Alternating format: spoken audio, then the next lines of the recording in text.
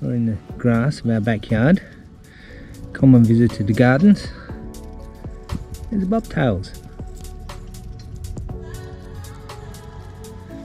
And the reason they're called bobtails is, as you can see, they got a bobtail, a little stump on the end there. Makes them look like they've got two heads. This guy here, he's pretty well chilled. There's around 300 species of skink in Australia. The blue-tongued skink, or shinglebacks, are the largest of the species. Now these guys actually open their mouths up and show a big blue tongue. I don't know if he's going to do it, but he might do. Here we go. Let's see if we can. I'll just wave your hand up in there. So you just. Oh, there he is. Oh. Wow, just look at that blue tongue.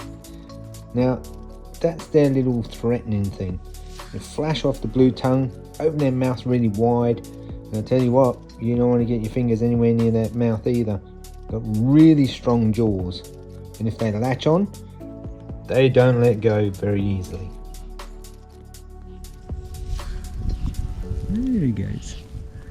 I'll let him head off. There's 6 species of blue-tongued lizards in Australia, with the bobtail being pretty much the most common to be found. The shingleback was first described by John Edward Gray. He was born in 1800 to 1875, and in 1825, the name he gave it sounded very much like a dinosaur. Tracheosaurus rugosus. Sounds like a dinosaur, doesn't it? They pretty much look like one too. In much later years, however, it eventually got classified as Tiliqua rugosa, known more commonly as the bobtail, as well as quite a few other names like bog-eye, boggy, pine-cone lizard, sleepy lizard, stumpy-tailed skink, or blue-tongued lizard. The Noongar Aboriginals, they call them Yurun. Bobtails are omnivorous, meaning they enjoy a great fat snail or slug, but also eat flowers and other vegetation, just like this fella. Generally, these lizards are quite docile.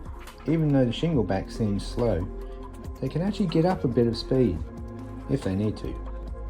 These reptiles also come in a range of colours that helps them camouflage in the bush, mainly with browns, greys and black markings, but on the odd occasion you might see them almost blue with black markings.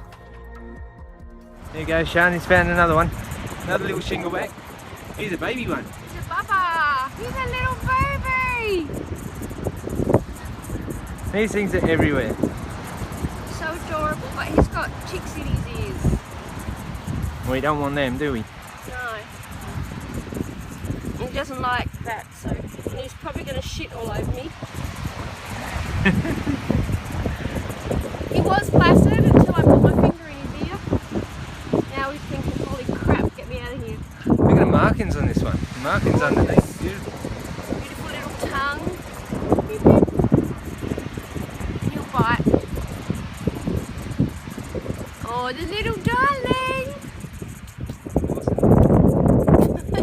I like that. I want to get this stick out of here. I love reptiles. And the bobtail, this has to be one of my favourites. Along with reptiles, I love insects. But these poor things suffer with an insect I really can't stand. The nasty little blood-sucking tick. Would you believe there's around about 75 species of Australian tick? These arthropods are part of the arachnid family. Yes, spiders, because they have 8 legs. These nasty little bloodsuckers get onto a host, in this case our poor little shinglebacks, and gorge on its blood. The female are the ones you see as a grey looking balloon with legs. They gorge on the host until they're full and drop off to lay eggs on the ground. They make great pets, and a lot of people actually feed the resident reptiles in their yards. If you feed them regularly, they can actually get quite familiar with you and recognise you, and sometimes they'll even let you pat them. As an indoor pet, with the right environment and care, they enjoy the company of their owner, and even show some affection, especially when they enjoy a good scratch and some loving.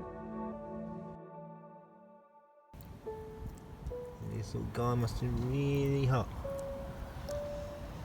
He's letting me hold him while he has a drink. He's so gorgeous. Oh, bless. So, when you're out and about, watch out for these guys. Help them out if need be. After all, they are part of our planet too.